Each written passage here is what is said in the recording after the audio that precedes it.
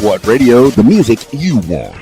With your host, Keys Dan. Transmission incoming from the big giant head. RadioWhat.com. What's up, party people? It's Keys Dan with RadioWhat.com, DJLittleRock.com, coming to you live in a living color from the Radio What studios. And this is my podcast, What Makes You Famous? It's an extension of the RadioWhat.com internet radio station that I've been running for quite some time.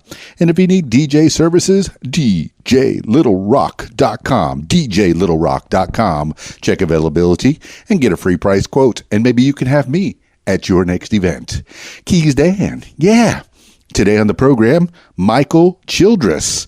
He's out of Morrilton, Arkansas, and he's an actor, amongst other things, and he's got new projects on the horizon. So we got that to look forward to in this program today. Let's see, this week's show's still doing a lot of podcasts. I'm doing about 2 a day, which is, whew, that's a lot for me. But, I'm excited. I'll do 3 a day. I'll do 4 a day. I like to not put time limits on them. So if they go 3 hours, hey, I want to make sure that people have the time to tell the story that they want to tell on the What Makes You Famous podcast. So that's exciting. On Friday night, oh yeah. Now that's the time I get to party with the people.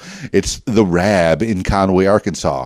It's a video dance party karaoke jam Friday night. That's my usual Friday night stop. Hanging out at the Rab in Conway, Arkansas. They got the full bar, kitchen, pool tables, pool tournament going on. So if you want to get involved in that, get in contact with the Rab and maybe you can make some money while you're hanging out at the Rab. On the party patio out at the Rab, they got shuffleboard, foosball, Jenga, checkers.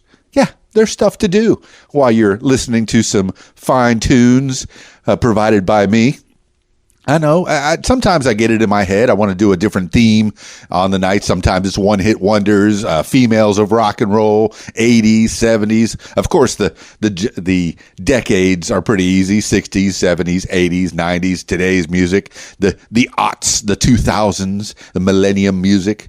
I think the last week's theme was, it was for some reason, it was Rick Ocasek and Eddie Money. That's where it started because they passed away last week. And then I started playing a bunch of their music on Friday night. And then I just went into a musicians that we have lost kind of motif.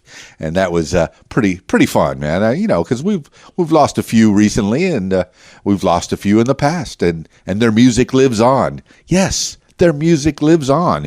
So that's one way that they became famous forever and ever. All right. That's the Rab Friday night. That starts at 8 p.m. and we go until 2 a.m. Friday night. I don't have anything for the rest of the weekend. Other than podcast. I'm having a good time with these conversations. And today I'm having a conversation with Michael Childress. So without further ado, when he talked about being on this podcast, we talked about a location. He said, will you meet me in Morrilton over at the Big Cuppa? I said, I sure will. So we met in the morning for a Big Cuppa in Morrilton, Arkansas, heading for Big Cuppa to meet Michael Childress now.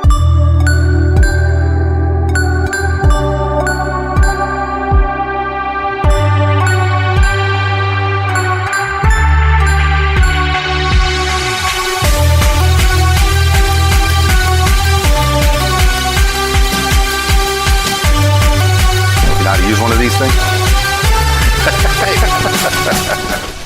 We clip it close to the talking hole. I only normally used to, I used to have a podcast. Yes. 50 years ago. 15 years ago when they first started. Yeah, it seems that way anyways. But yeah, I had a Star Trek podcast for forever. Oh, now I love you even more. Because as soon as Star Trek Online came out, I was hired by a guy called Xander Hayes, and he ran Holosuite Media, and they had. Where was that? It was a TeamSpeak based podcast. Yes. So we all just fall into TeamSpeak and then talk about Star Trek forever and a year. You were on the cutting edge of podcasting, man. What happened? I left there and formed my own podcasting and radio station for the game. Yes. And then continue to do podcasting. Terrestrial radio or online radio? It was online radio. Yes. I run an online radio station myself. I mean, it's one of those things. It's I mean, it's what I did forever. 15 years ago, you were on the cutting edge, man. Yeah. This is before all the major podcasts that are even out there now started. I think, well, Rogan was definitely one of the Adam Carolla, I think he was one of the first that started podcasting. But yeah, some of those podcasts are just no longer there. And I like to talk in a microphone, and I knew it was going to be something a little bit special when I heard you were a podcaster. So when two people that like to talk on microphones get together, some things might happen. Oh, yeah. Oh, wait. Michael Childress, give the people a little idea of who you are. Well, my name is Michael Childress. I grew up in Morrilton, actually. I moved to New York City to go to college and became an off-Broadway actor. And I was mostly a musical actor, which is really kind of cool. That's always really kind of fun. And I did that all throughout college, and whenever I graduated, I went into work and still did that part-time on the weekends and such like that. And then I moved back home to take care of my mom, and I started with another community theater, and I was shocked how community theaters were actually ran. Like, I'd never actually been in a community theater. I'd been in professional theaters and stuff like that. Sure. Like, I was like, no, we can rehearse like 5 days a week and it's cool. You know, I came from that kind of atmosphere where you would rehearse for 8 hours a day for 5 days a week, and that was just your life.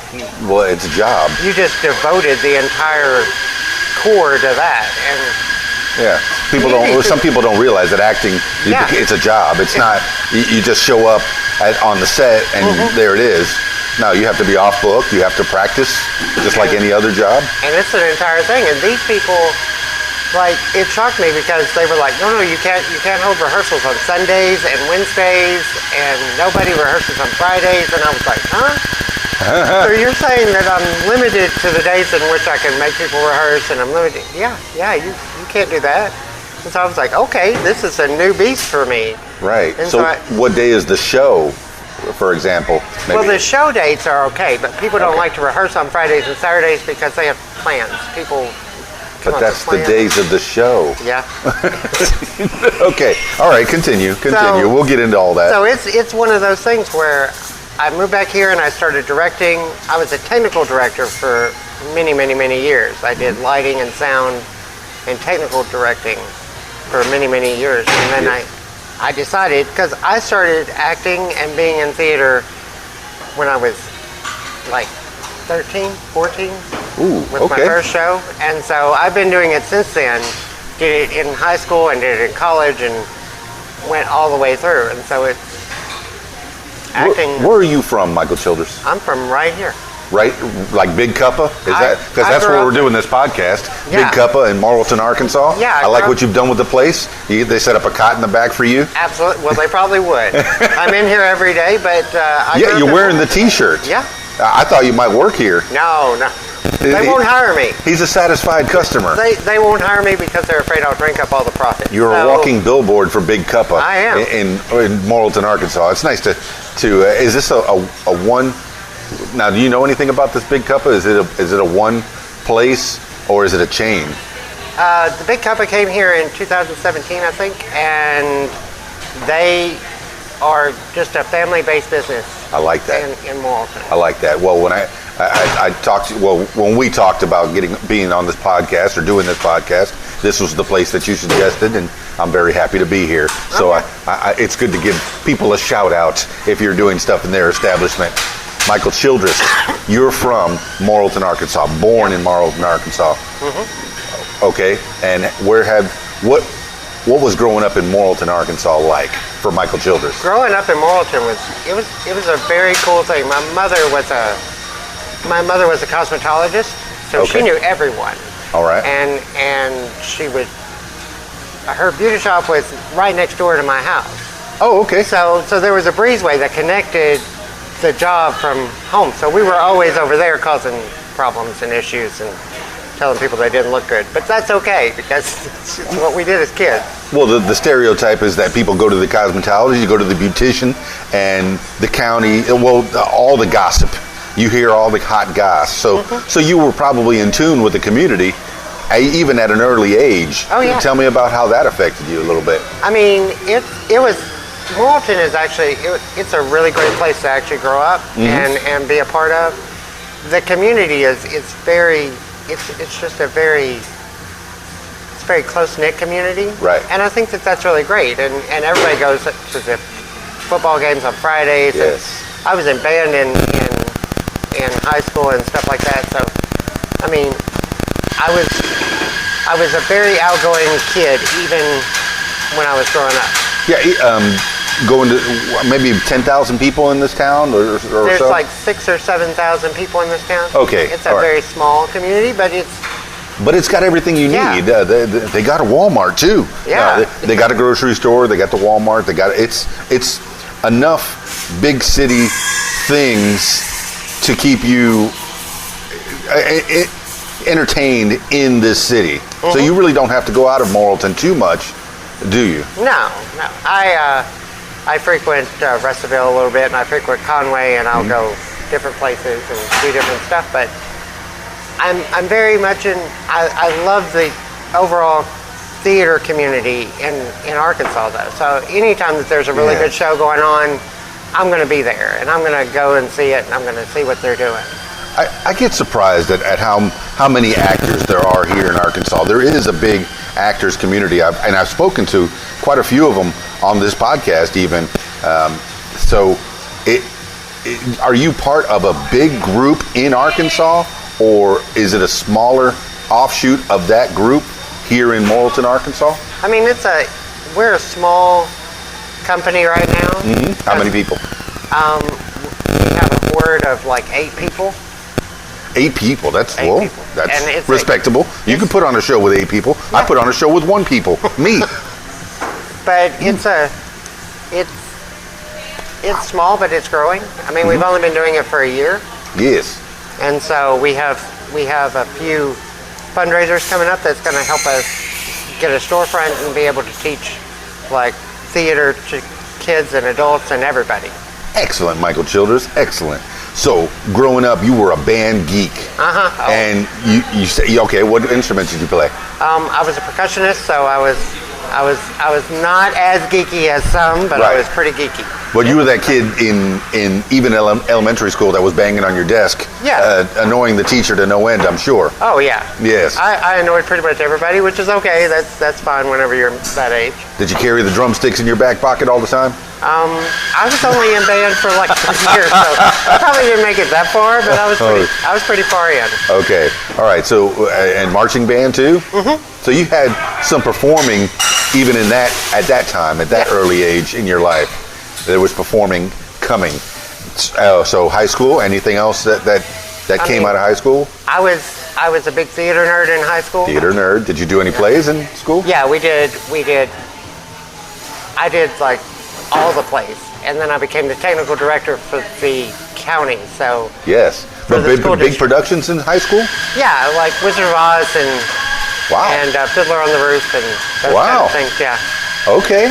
All right. Any big parts in that, or you were technical, or? I did technical Behind the most scenes? of it, and then I also, I was special effects for Fiddler and for Wizard of Oz, and then I was also on stage, so I was running back and forth a little bit. Kids, if you're thinking about getting in the entertainment business, get in the technical side, because even when that show closes, guess what? You got a job in the next show. Maybe that actor, maybe all the actors and that crew that were in front of the camera or in front of on the stage will lose their jobs and have to go look for work. But you almost immediately have work for the next show, right? Mm-hmm. So the technical side of it, you're always working, especially if you work for that theater. Mm-hmm. So yes, little tips. You're getting information from Michael Childress on how to be different things, how to be a star, how to be in the entertainment business. So after high school, what happened? After high school, I moved to New York City. New York City? Yeah. Get a rope. I know. You went north of the Mason-Dixon line. Yes, I did. What took you to New York City? I wanted to go to college there, so I went to college in New York City. New York City. Okay. What did you study? I studied computer programming, computer sciences. That's a far cry from the entertainment biz. Yeah. Well, I wanted to be originally I wanted to be a theater teacher, and I Right. thought about doing that, but teachers didn't make very much money, and I wanted to be able to support myself and make plenty of money and do what I wanted to do. So what year was this you were going to New York City? I left about 2018. 2018. No, 19. 19. What year did you graduate high school? I graduated in 95. I left in 98. You went to New York. I went to New York in 1998. Okay. Yeah, that's what I was talking about. Yeah. Is okay. So graduated in 95, went to New York in 98. Mm-hmm. How was your experience going to computer classes and in the big city? I mean, the big city was really, everybody assumed that I would be intimidated, but I really wasn't. Right. I had made friends, and I had found a roommate, and I lived in Richmond Hill, Queens, New York, and it's a very German community, which is really great. I actually love living in Queens as opposed to living in the city, and it was just one of those things. I enjoyed my time, and Well, there's a reason 7 million people live together. It has to be some kind of a community. You hear about crime, but there's 7 million good people living in one place. Okay, yeah, maybe there's 100, maybe 1,000 bad people that spoil it. Oh, yeah. So there's some great people living in this all together.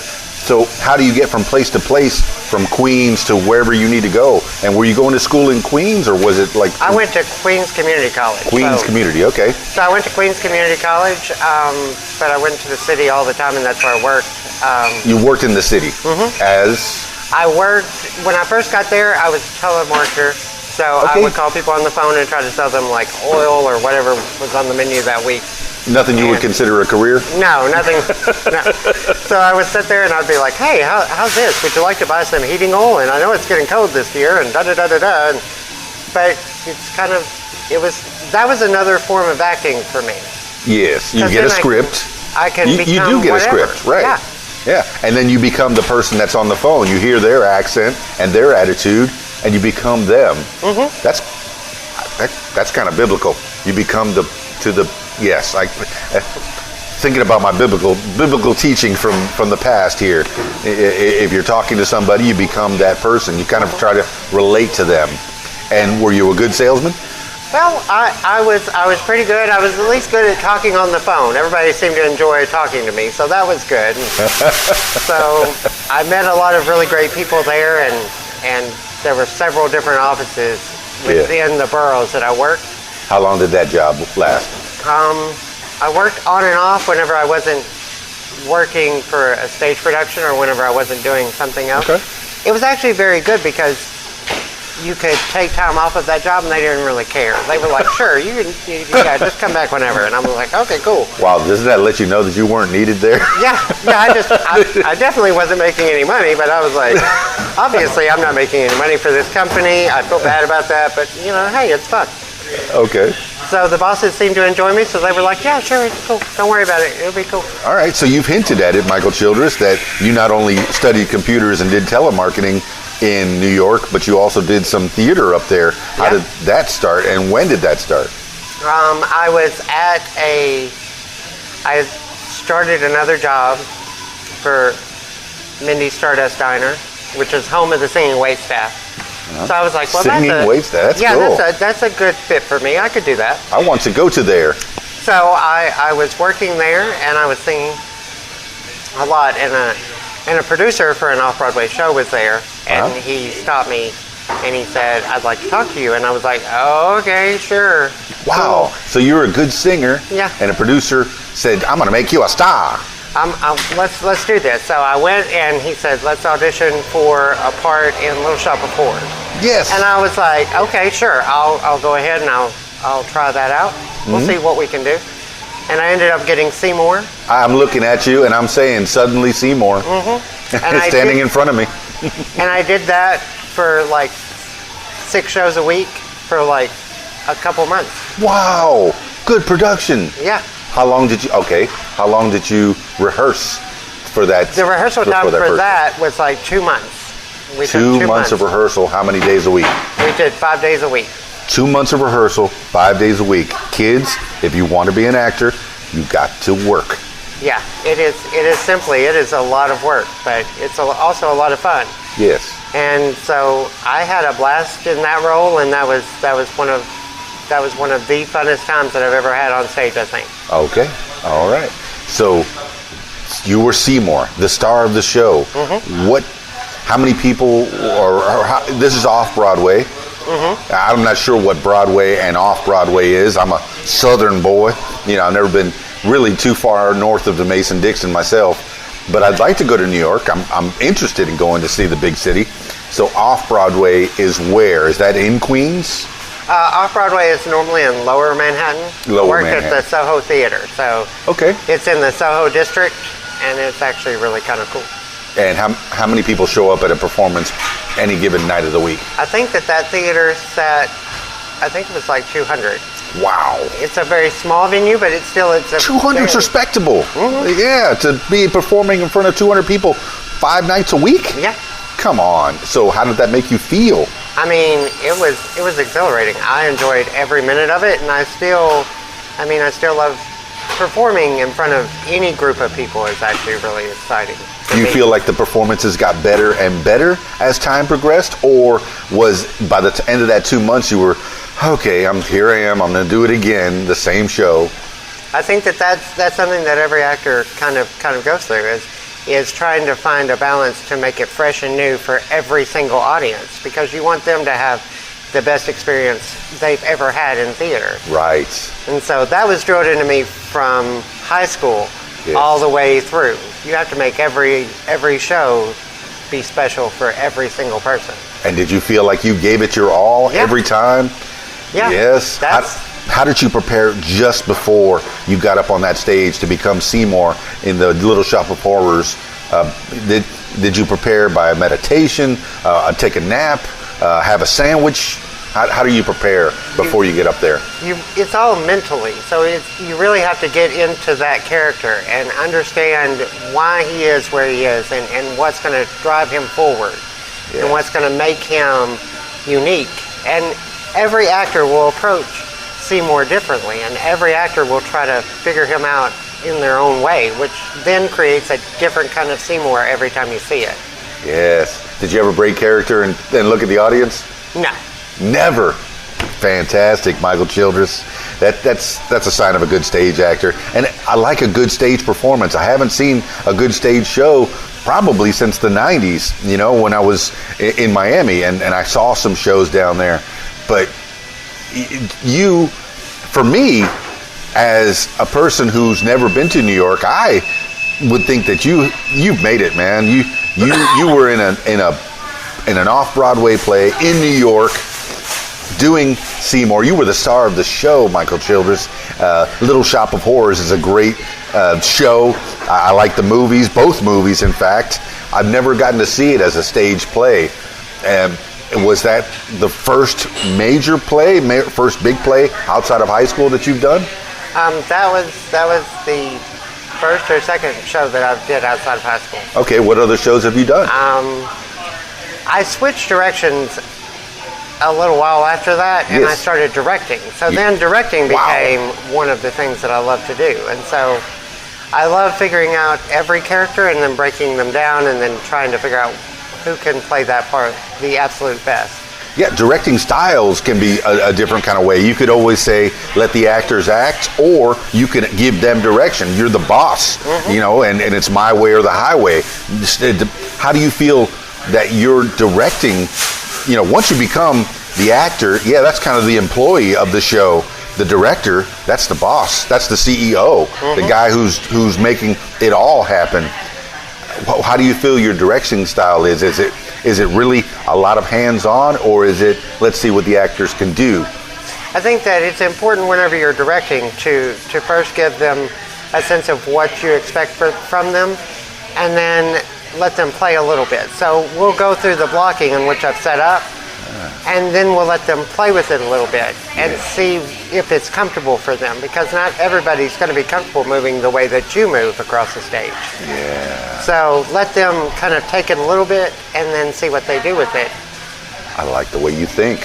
So the first meeting And what production was this that you started after Little Shop of Horrors? Did you do any more acting in plays? I did some acting in a couple of plays, like a little bit of one-offs and stuff like that. Did you go into directing shortly after that? I did not. I directed whenever I moved here. Okay. So I started directing when I came back to community To theater. Morrilton, Arkansas. Yeah. Well, let's stay in New York a little bit. Tell me Okay. about any of the productions there and your experiences with those. Okay. I did Little Shop of Horrors there. 2 and months. Excellent. I mean, 2 months is that's a good run for an off-Broadway Yes. show.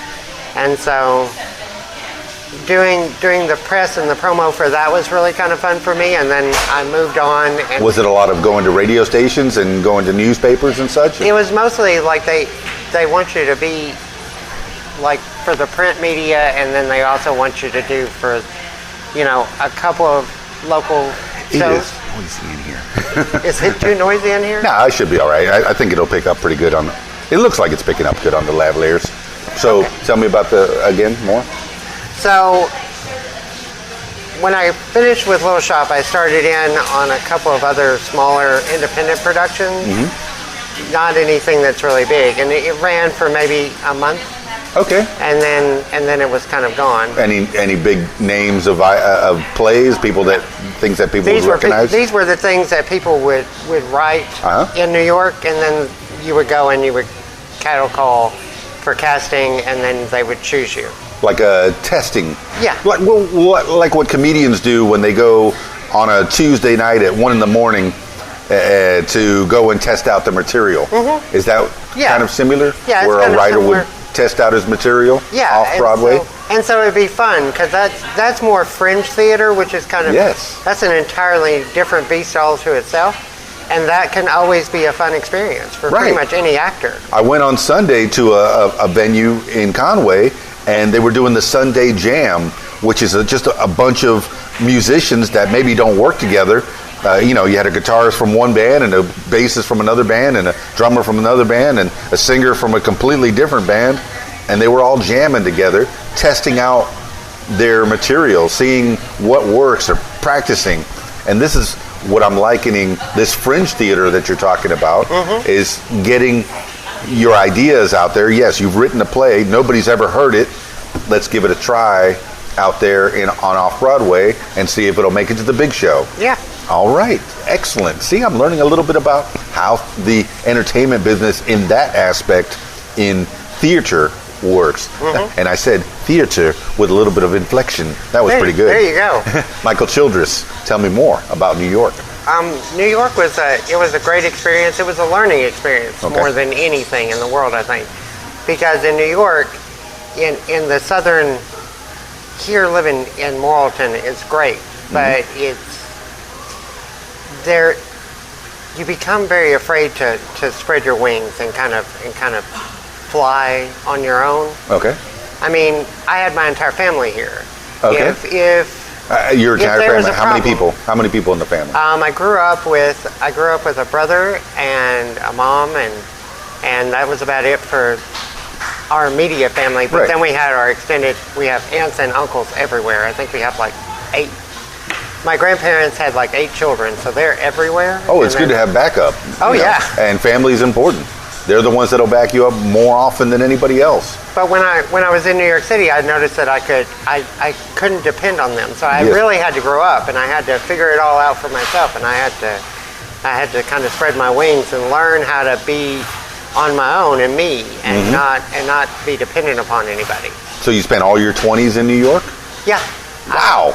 Okay. I was there until I turned about 28, and then. And any other interesting jobs or Joe jobs that you wouldn't consider a career? I mean, when I went, I worked for a production company for a Broadway show for a few months. For a Broadway show? Yeah. Now you're on the big time. Yeah. So what's the difference? How do you feel differently between 200 people in the audience in a smaller theater to how many in the audience? Like 2,000 plus. 2,000 plus. I mean, that's what you have in a Broadway show. Broadway theaters are huge, and they make. If you look at the Broadway grosses, which is what every show makes, which they put out every Monday. Yes. It tells you that these shows make millions of dollars every day. Any productions that people would know about that you were involved in?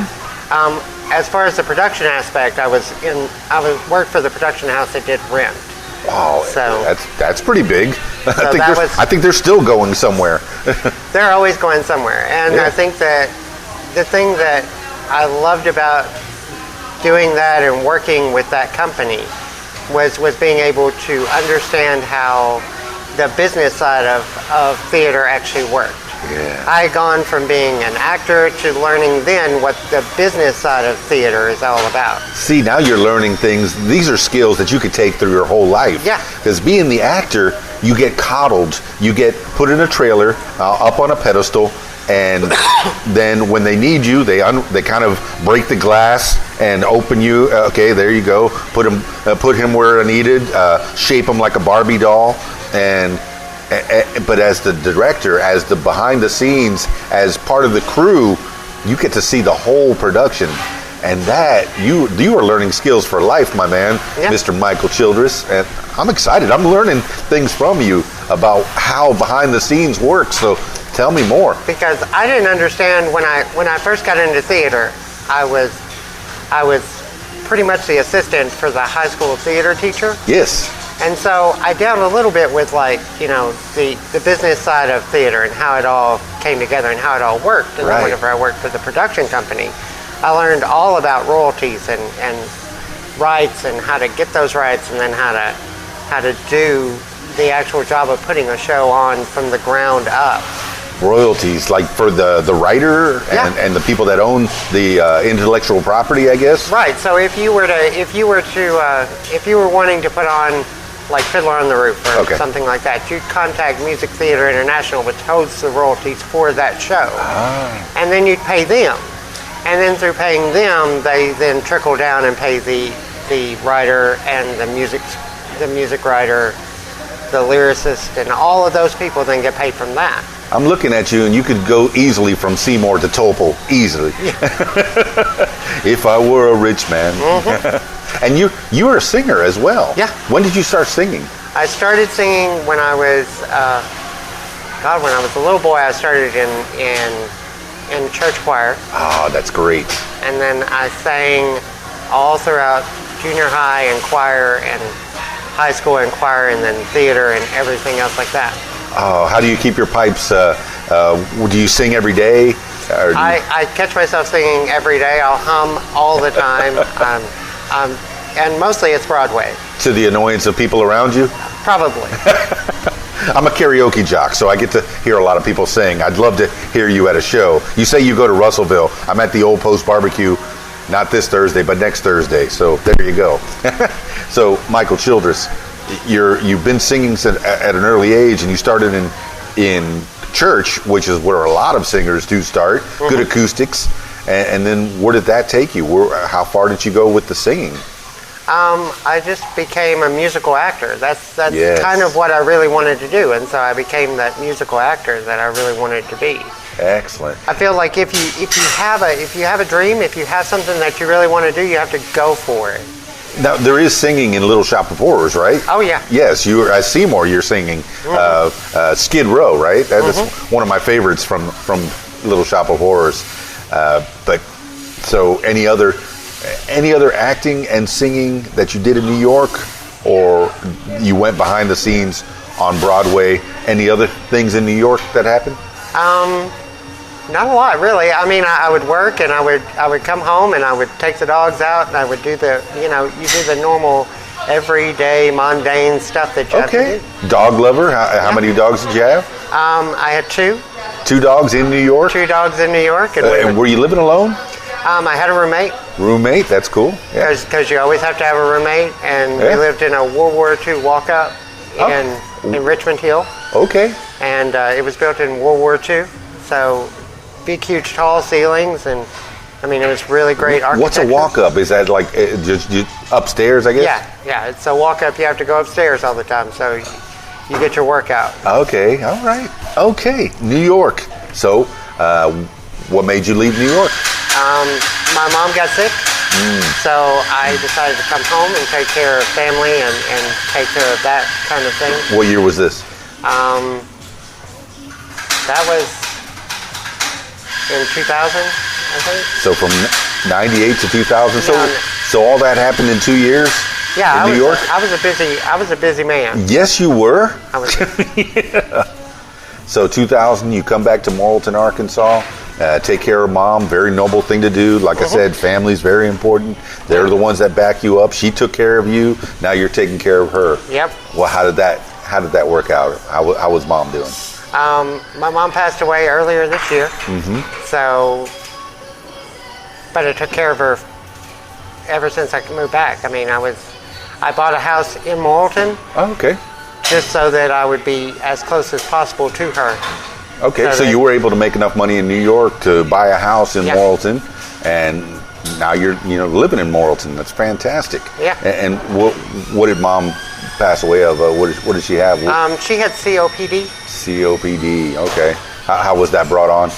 She smoked from a very early age. Okay. So my grandfather actually started her smoking when she was 3 years old. Okay. He was a farmer. Yes. So he would put her on a rock at the end of where he was going to be plowing a field, and he would light her a cigarette and he would hand it to her so that she wouldn't cry as he had to go away. Well, back then doctors recommended smoking. Yeah. Just to calm you down. So yes, I no smoking. If you can avoid it, don't smoke. Yeah. But sorry about your mama. Sorry. Yeah. But you were here to take care of her and help her out, and that's a good thing. Brothers and sisters hanging around with you? My brother works for Walmart. Okay, big company here in Arkansas and the world. Yeah, he's a Walmart employee, so he enjoys that. And then I have a niece who just moved to Memphis, and she's in theater too. So I mean, okay, it's in the blood, I guess. It's in there. Brother at Walmart, does he do any theater? Or you drag him into production at all? No. Usually we tap on our family first. Yeah. Hey, let me try something out. Stand in front of this camera for a second, or hold this camera for a second, and then hey, all of a sudden he's a part of the show. Yeah. So the sister that went to Memphis, tell me about that. My niece. Sorry. Yep, my niece who graduated from UCA with a degree in theater. Yes. Is living in Memphis right now, and she's probably working on a couple of things and probably trying to get some stuff going. Excellent. I believe she just became a fiance. She just got herself a fiance, so that's love is a wonderful thing. Yep. That's beautiful. That's beautiful. All right. Well, since we went there, let's see. How's the love in Michael Childress' life? Well, love is good. Love is good. Any relationships to speak of, or girlfriend, married man? Mostly just hanging out right now. Just hanging out. Hey, available then? Yeah. Okay, good. Michael Childress, available. Look, swipe right. Or is it swipe left? I don't know. I don't remember. Maybe it's up swipe. If you've seen that on the CW, I think there's an up swipe that the Atom was working on. All right, that's a whole nother story. I'm watching Legends of Superheroes, or Legends of Superheroes on CW. I'm rewatching all of that again, and there's little tidbits that kind of pop into my head. You'll get that from time to time here on the What Makes You Famous podcast. We're talking to Michael Childress, and still hanging out in the Big Cuppa in Morrilton, Arkansas. It's got a lot of flavor on the walls, and I just tried my Cuppa. They made me an espresso with half milk and half espresso. I think it needs more sugar. I'm going to have to get more sugar. So, Michael Childress, you made it back to Morrilton, Arkansas, taking care of Mama. What do you start doing in 2000? I started doing graphic work because, as far as computer programming goes, that's what was my job. You did get something. You did get something out of the computers. Yeah. So you graduated with some kind of an idea of how to use computers. Yeah. So I was my job when I got out of college was doing the graphic interface. Okay. So that's pretty much what I did. I designed graphic interfaces for any program that the company would come up with. Yeah, what's a graphic interface? A graphic interface is what the user on the user's end sees whenever they bring up the program. So it's the box and all of the buttons, and then designing how it overall looks. Oh, I like that. I Yeah. like that. Is this Dreamweaver or front page? Or how did I build my website at first? I think it was front page back in 2000, somewhere around there. Yeah. And then maybe HTML before that. So I knew a little bit about that. I built my own website. But you've been building websites for other people? I started building websites for myself. Okay. And for all the various podcasts and everything else that I was trying to do. Yeah. I would be like, no, I can build a website. That should be easy. I can do that. Yeah. So I started doing that, and then I've built websites for basically myself for every iteration, everything that I wanted to do. So we touched upon it. You're a Trekkie, but you're not only a Trekkie, you're a super Trekkie. You like to talk about Trekkie. You were on a Trekkie podcast. Tell me about that. I was on 2 podcasts. One was called Tribbles in Ecstasy. That is an actual title of something. I'm not just making it up. Triple what? Tribbles in Ecstasy. I'm really not making that up. Tribbles in Ecstasy. Yeah. Now that is Trek. That's deep. That's deep. That is a... What is the trouble with Tribbles in Ecstasy? I don't know, but it's pretty bad. From what I hear, it's pretty bad. And then I did Keep On Trekking. Yeah. And Keep On Trekking was my baby. That was my podcast. And Yeah. so I've noticed that whatever that I did, though, I tried to break the mold on pretty much everything that I did. So when we were doing Keep On Trekking, the emphasis was to make it seem like you were actually on one of the ships. Acting. To make it seem like you were actually there. So there was like sound effects that we put in to each show that made it seem like that. The underlying hum and all of that kind of stuff. We tried to do new and inventive ways to get stuff done. And that's what I do in theater all the time. So you're an actor through and through. Yeah. Even on a podcast, you want to be an actor. You want to give a show. Yeah. You're making an experience. And on a podcast, we make an experience of the mind, which is why I kind of explained where we were and the sounds that you're hearing in the background. Why is there background noise on this one? Well, because we are on location rather than in a clinical studio, a very quiet place. So, Michael Childress, you are on this podcast. How long did this go? The podcast went for, I did 100 episodes of Keep On Trekking. That's cool. And I did like 70 episodes of Tribbles in Ecstasy. That's cool. What happened, man? You were on the cutting edge. What year was this? I got really burned out was the problem, and I was just tired of it. I suppose that does happen. Yeah, I mean, it eventually it happens with pretty much everything. You get burned out on doing whatever it is that you're doing, and you have to reinvent whatever comes next. Well, thankfully, I haven't gotten tired of talking to people. No. And now I'm talking to Michael Childress. I mean, I never get tired. I never get tired of talking to people. I'll talk to anybody anytime. Yeah. Might as well put a microphone in front of you. Yeah. and let other people know about who Michael Childress is. So what year were these 2 podcasts? That ended probably like 10 years ago. Probably it ended. 10 years ago? Yeah. Okay. I'm pretty old. So how long did it take to do 100 episodes? Was it a weekly thing, a monthly thing? We did a weekly podcast. Weekly. So for 100 episodes, that's almost 2 years. Yeah. Fantastic. Wow. So, okay. And you say 10 years ago that ended. Did that take your whole life, or was there other jobs going on at this time? I mean, I would still do like graphics and stuff like that for people that I knew, and I would still try to figure, I like to have that artistic kind of outlet to myself. Yes. Are the websites still out there for these shows, the Star Trek shows? Can people still access them? I believe that Tribbles in Ecstasy, their podcasts are still there, but I think that they lost all the episodes. I think they lost some of the episodes that I was in. So pretty much that is gone. And I think that they only have like the last like couple of years that they've been doing it. I think they still have that. But most of my podcasts are gone. But I did enjoy meeting all of the Star Trek actors that I met and all the people that came with doing that show. Oh, wait a minute. This is big time. What actors did you meet? Chase Masterson was one of the actors on Deep Space Nine, and I met her. Yes. And we talked to her for a little bit. Tim Russ was also a member. Kipley Brown, who was on Enterprise and a couple of other things. Yes. And we met some of the actors from the Star Trek experience in Las Vegas. Where did you? Okay, you had to go on 2 locations to meet No. these people. You went to They you did them on the were phone. just Skyped in. Skype in. Okay, Yeah. that's cool too.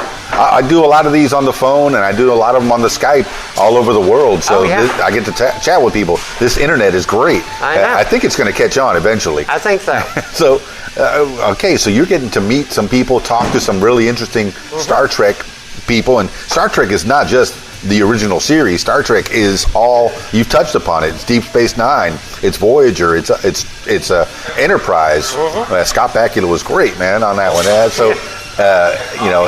Are you answering the question Star Trek versus Star Wars? Can you answer it? Oh, no, I really can't because I enjoy both. He will not answer it. Nope. I really do enjoy both. And then I really do, I don't know, but I met so many really cool Star Trek actors. Yes. Like Doug Drexler, who did all of the graphics for Deep Space Nine and stuff like that. He was Okay, the visual behind the artist. scenes Yeah. people. That's excellent. And then Aaron Eisenberg, who played Nog Yes. on Deep Space Nine. Yeah. Oh my goodness! See, fantastic. You meet people. Start a podcast. Meet some people. That's right. And have real conversations. Don't just look at your phone. So Michael Childress, man, small town boy from Morrilton, Arkansas, and just makes it big. Goes out into the world and finds things to do. But now you're back in Morrilton, and you had that podcast, and that seems really interesting. You know that you took this thing, and were you always a Trekkie? Were you always into geek things and geek culture? Oh yeah. Tell me how that started. I started watching The Next Generation when I was really small. I think I was like 10 or 11, and I would watch. My mom got a second job working at a gas station. She would have to work till midnight. As they do, as moms do. Oh, yeah. And dads and all that. Yeah. So she would be working until like 11:30 or 12 or whenever. So that's whenever Star Trek would come on for the Arkansas area. So to occupy yourself. So she would bring me home a Nutty Buddy. I don't know if anybody remembers what those are, but she would bring me home one What's of a Nutty those. Buddy? What's a Nutty Buddy? A Nutty Buddy is a wafer and peanut butter covered in chocolate. That's a Nutty Buddy. Okay, now I want a Nutty Buddy. Okay, it's and then she's bringing home a treat for you So at 11:30 at night. And I would watch Star Trek. That's cool. And we would spend quality time together, and then that would be the end of the evening for me. But I think that's where it all started. And where did it go from there? I mean, it went to. I think that Star Trek and everything like that taught me to reach for anything that I wanted to do. If it's something that I want to do, I should go for it. It seems to be inspirational to a lot of people, particularly in science and all things geek culture. But they even touched upon it. Okay, and here I am going back to the CW show, the Legion. I think it's Legends of Superheroes or something like that. Well, they were talking about they went back in time, and if George Lucas had not made Raiders of the Lost Ark and Star Wars, then these two scientists that are on the show would not have become scientists. So the geeky things, the things that make you dream or think further of possibilities, they inspire people like, Michael Childress to do other things. And you became a graphic designer or a web designer, partially because of this, maybe I'm reading into it. But what else did you do when you came back to after the podcast is over? And this is 10 years ago. Yeah. What happened? I started acting and directing in local community theater, and that's where I kind of hung my hat then. There's local community theater? Yeah. Tell me more. Tell me everything. Local community theater in Morrilton is at the Rialto, which is right down the road from here, actually. Yeah, we're at Big Cuppa. I can almost see the Rialto. Well, I guess if I go out the front door, I can see the Rialto. The Rialto was built in 1911, and it was a movie house. Yeah. And then it got shut down for a little while. It closed, and it was on the chopping block for being demolished and turned into a parking lot. And the city came in and they bought it and they saved it, they renovated it and turned it into a performance hall.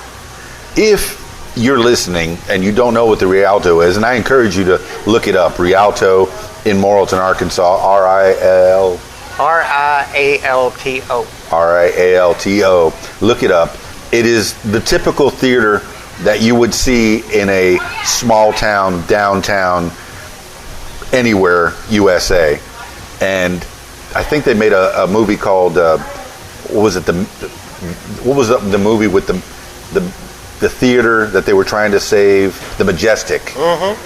That's what it reminds me of. Whenever I drive down this road, I think of the Majestic and all the great movies and plays and productions that had to have been there since 1911. Mm-hmm. Tell me more about the Rialto and your experience. The Rialto was a great experience for me. I mean, we did a lot of really great shows. We tried to break the mold on how theater is done, because once again, that's kind of what I do. I break the mold on pretty much anything that I try. Uh-huh. So we had to break the mold on how we did sets and how lighting was done and how the theater goer's experience was going to be overall impacted. How so? Tell me more. How many seats in that theater? There are 400 seats in that theater. That's a nice theater. It's a very nice theater. For a town of less than 10,000, that's a great theater. Yeah. So tell me about the productions that have happened in there. They did On Golden Pond, which is a really great show. When was this? I worked on that production. I can't remember, but it was like a few years ago. It's like 3 or 4 years ago. I worked on that production, and then I directed Emma and the Lost Unicorn, which was a children's show, and then I had to build a unicorn head. That was no easy feat. Yes.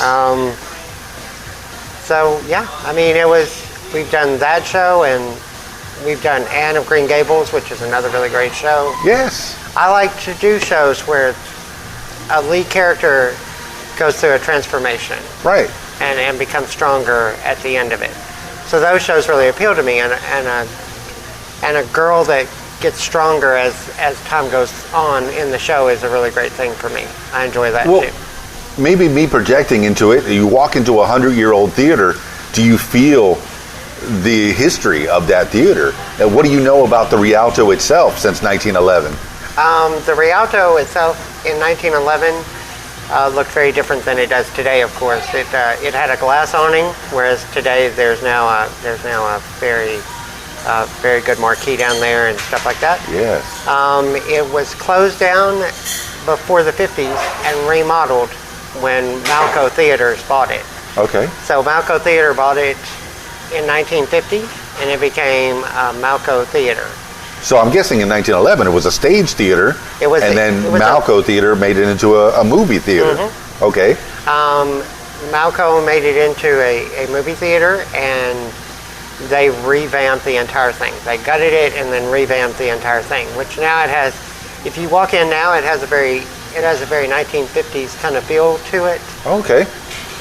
The front didn't look anything like it does today. It recessed, and then it had the two ticket booths on either side and stuff like that. So it was a very different kind of experience from 1950 than what it is today, but they've tried to restore it as best as they can to the way that it looked in 1950. Yes. I mean, are there pictures in there? I've never had the pleasure of going into the Rialto. The Rialto, in the lobby, there are actually pictures, and next door, the Rialto Gallery is where they hold most of their events and stuff like that. Okay. So they actually have a gallery next door that has it's pretty big space, and it has a kitchen and everything else like that. How did you get involved with production there at the Rialto? My high school theater called me. My high school theater teacher called me, and she was one of those ladies that you couldn't say no to her. Yeah. So she said, "I need you to come over here and help me out." And I said, "Okay, all right, I'll be there in a little bit." So I drove down and went in and started working on lighting for their homegrown show, which was Broadway on Broadway. Yes, the advantages of living in a small town is people still know you and they remember you, even from high school. It had to be almost 15 years by that time. Yeah. Right? You graduated when? 95. 95, and then 2005, approximately, somewhere around there. Mm-hmm. You're getting called from your teacher, "Hey, I need some help over here." Yep. So what did you do at the Rialto? I started off running a spotlight and helping with lighting and that kind of thing, and then I started acting because they had a murder mystery, which Okay. is what we're going to be doing soon. They were having a murder mystery called the Mafia Murders, and that murder mystery they wanted me to act in, and I was like, okay, fine. Okay. So I started acting in that one, and then I started directing after that. Soon Okay. after that, I started directing, and then Once again, starts as the entry level employee and goes to be the boss. Mm-hmm. So tell me more. So in directing, that's whenever I started really focusing on breaking the mold of how they did things in that theater, because I wanted people to have a different experience. Like the audition experience was very different. Okay. They believed in a very structured audition, and I don't believe in that. Oh. I like an audition that's more free-flowing. Uh-huh. I feel like the director doesn't need to be sitting at a table down off the stage. Right. They need to be up amongst their people, giving them direction and seeing what they can do.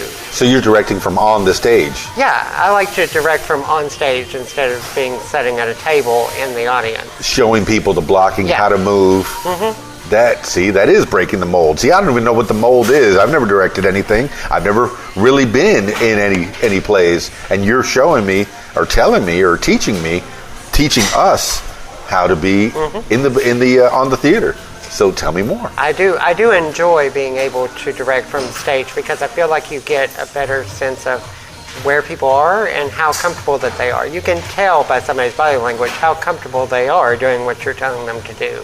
Is it unusual for the actor, though? Because the actor's used to seeing somebody out there with a, hey, you need to move like this, you know, with a megaphone maybe, and you are right next to them, talking right into their face, just like I'm talking to you, Michael Childress. Yeah.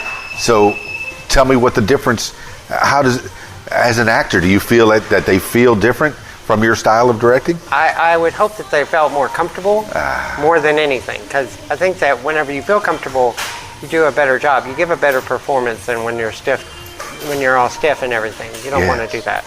So I really want to put them at ease, and especially whenever you're directing children, that becomes more important because you want them to feel completely comfortable with everything. Yes. So tell me, what kind of productions did you do from, I guess it was 2005 in my head, and then from then till now, tell me about your experience. And was it all at the Rialto, or did you go other places in Morrilton and around? I worked mostly for the Rialto before we started Central Arkansas Performing and Visual Arts Center. Okay. I worked primarily for them. And okay. Until when? About 3 years ago. Okay. What changed? I just decided that I wanted to try a new offshoot, something new and something inventive. Yeah. So with the Rialto, you were limited to one location, one very great location with 400 seats and a built-in audience. Whenever a show came, the Rialto, I'm sure they helped you to promote it and to put the word out. And then 3 years ago, you said, I need to change. It's time for a change. So the Central Arkansas Performing and Visual Arts Center was formed. How was that? What is that, Michael Childress? What is it? The Central Arkansas Performing and Visual Arts Center is a theater and education group. And what the goals of that is to teach people theater, to do performances not only in Morrilton, but also all the surrounding areas. So we're going to be a traveling theater company. We want shows that travel. And so that's kind of what we're all about. We want to give people the opportunity to learn everything they can about theater. So you're taking the knowledge that you learned in high school and you learned in New York and you learned at the Rialto, and you're forming it into something where you could teach other people how to do what you do. Yeah. And not only be an actor, not only be a singer, but also be the technical side and a director. So tell me more about from 3 years ago till now. 3 years ago, when you first were forming this theater group, what happened? I got a bunch of my friends together, because it's always good to have friends. Yes. And I said, I want to do theater in a different way. Yes. I want to break the mold and change every way that I see theater being done in the state of Arkansas, and I want to do it differently. Yes. And they said, well, how do you want to do that? And I said, well, let me tell you, we're going to do this, and I walked them through the entire plan. And there's a 10-year plan for CAPVA. Okay. We're not just going to be here for a couple of years and then we're gone. There's a 10-year plan for CAPVA, and we're going to make sure that we hit every single goal that we have. Now you've come up with an acronym, and that's pretty good. I've already joined the Facebook page. What's the acronym? CAPVA. Say it. Say the whole. It's the Central Arkansas Performing and Visual Arts Center. CAPVA. CAPVA. Hey, that's catchy. It's catchy, and you're branding this group. Mm-hmm. So when your friends, did your friends say you're crazy? You're crazy. No, all my friends they were all very into it. And they were like, really, you're wanting to do this? Yeah. And most of my friends know that if I say something, I'm going to make it happen. Yes, you are. One way or another, I will make sure that I hit my goal. You said you wanted to be on this podcast. You made it happen. Yeah. So on a small scale, I've seen it. I've seen it. Yep. And that's the thing. That's what all of our goals should be, is to do exactly what we set out to do. Michael Childress, you're doing it. So yeah. From when you started, what did you do? Where did you go? Have you done any productions? Right now we're focused on building, holding fundraisers and building that kind of that aspect. And then what we're going to do is we'll get a brick and mortar storefront. Oh, okay. And then we'll start teaching classes out of that, and then we'll start touring shows early next year, I believe. Excellent. So you have a plan, and you have things in the works. Was it fries in the pan, or whatever it is? Things frying. Yeah. So where have you gotten in this? Is this run primarily out of your house or off your phone, I guess, or you're able to be contacted if people are interested in this? What fundraisers have you had up to now? We're actually starting our fundraiser. This is going to be our first one. We're doing a murder mystery. Where? Okay, we're doing a murder mystery in Conway, Russellville, and in Morrilton. Okay. So it's going to be 3 locations. It's called My Alma Mater, which is supposed to take place in a high school reunion. But we've seen murder mysteries done before, and we're trying to break the mold on how we do those too. Yes. So basically, we're going to make it so that no one knows who the actors are. Right. So no one's going to know who's an actor and who isn't. I was going to ask you who the actors are. So nobody's ever going to know, so anybody could be a suspect. Anybody. We want to make sure that the audience doesn't know anything about what's going on. Oh, that's so cool. So, oh my gosh, I can't even ask you. Are you just going to show up to somebody's high school and maybe at their general assembly, and then somebody's been shot? I mean, kind of, sort of like Which that. probably could be dangerous in this day and age. How is that going to go over there, Michael Childress? How is that going to go over? Have we seen the logistics on that one? I mean, I hope it's going to go over very well, but I mean... You're going to have some scared kids, some traumatized people. No, do they at least know that they're going to a show? Mm-hmm. Okay, yes, you're preparing people, because if you just show up at somebody's, we'll say a church or something, and say somebody's been shot, oh no, that's not going to be good at all. That won't be good. No. Okay, so they know that they're going to a murder mystery show. When, where, what's happening, Michael Childress? Well, we're having a couple of auditions coming up really, really soon. The first one is going to be on the 4th, which is going to be Friday. This Friday. This Friday. Wow, what a timely podcast we got here. I know. It's going to be at the First Church of the Nazarene in their gym. It's located at 108 North Morrill Street in Morrilton. Okay. And so we're going to have that one. That one's from 5 to 7. Okay. So 5 p.m. to 7 p.m. you can come in and audition and have a great time. We're also going to be holding it in Conway at the Faulkner County Library. Okay. And Seminar Room 3 is where we're going to be at. I think I've done a podcast in that room. So we're going to be there on the 5th from 3 to 5. So okay. Fridays and Saturdays, we're going to be there, and I think it's going to be really great. I mean, I've enjoyed doing it, and we've got an excellent director for that show. His name is Blair Wilson. Okay. He's an improv actor, and he loves that kind of show. So this is right up his alley. All right, so you're allowed to know who the director is, but not quite who the actors are. Mm-hmm. You could be the actor if you show up to the audition on Friday at the Church of Nazarene in Morrilton, Arkansas. Yeah. How about that? You could be an actor right here. Okay, that's fantastic.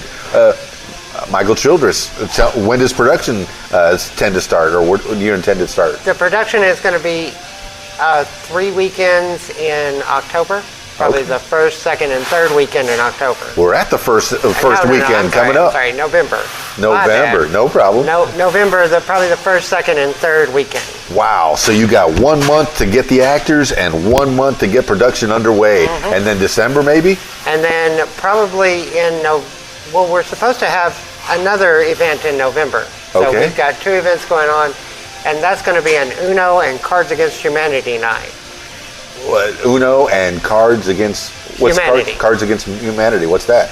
Cards Against Humanity is a card game for completely horrible people. So Okay. that is an 18 and over kind of ordeal, but it's going to be really kind of fun. Yeah, I'm kind of familiar with Uno. I mean, I hit you with a reverse card, so you would answer that question. Yeah. That's right. Excellent. So Cards Against Humanity. I'm going to have to look in on that one. I'm kind of interested. So tell me more about CAPVA. Okay, that's what's going on right now with CAPVA, CAPVA. Look it up on Facebook right now. Do it. Click it. There you go. Put a like on it. Find out what's going on. But what's on the horizon after that? You're doing a murder mystery. When does that plan to be in production? In November, the first, second, and third weekend of November. That's production. Is that putting on the show? Yep. That's Oh, so you got October to find the people, and November the show is on. Yep. Oh, okay. So what's happening after that? After that, and after the Cards Against Humanity and Uno Night, we're going to be going. And next year, in January, we'll start on auditions for our first show. So exciting. Do So- you know what the first show is going to be yet? I can't say what the Don't. first show is, but I can tell you that it is one of my very favorite shows, and it's going to be an amazing show to be in. The entertainment business is so secretive because people will hear about these things and then they'll go, "Ooh, I could steal that idea." So yes, yeah, I know why it's so secretive, and I know why you hear about these productions. It's these big Hollywood movies, and hey, what's it about? I really can't tell you. What's the name of it? I really can't tell you. It's very secretive for a reason, as people want to steal from people. No, don't do it. Michael Childress, it's been a pleasure chit-chatting with you. How do people find out more about you and your production company? They can go to CAPVA.org, CAPVA.org, and that's our website, and they can go there and find out about me. They can email me. There's a little Facebook button down there at the bottom. They can Facebook chat us. And that goes out to all of our board members, so somebody will get you and take care of you there. And then you can head over to Facebook, CAPVA there, and we're always announcing something new that we're doing. We're always asking community questions because our job is to fulfill our community's needs. Michael Childress, do I even have to ask who designed the website? Oh, no, that would be me. I already knew the answer to that question. So you're designing the website still? Are you? What other pots or do you have your fingers in? You got the production company. You're still web designing. Any other things that you do for people? I'm always a very helpful person, so if you need help on pretty much anything, if you ever need anything, all you have to do is message me, and if I'm able to help you, I will be the first one to be like, yeah, sure, let's go, let's help. Michael Childress might help you paint your room or move your couch. Sure. Based out of Morrilton, Arkansas, Michael Childress on the What Makes You Famous podcast. Anything else you want to tell the people? No, I think that's it. All right. Any last words for the people? Well, it's been a great time meeting you, Dan, and it's been really fun sitting here and chit-chatting about Star Trek and about theater and about everything else. I mean, it's just been a really great time. It has been. Thank you so much, Michael Childress. Dap it. And we're out. Thanks.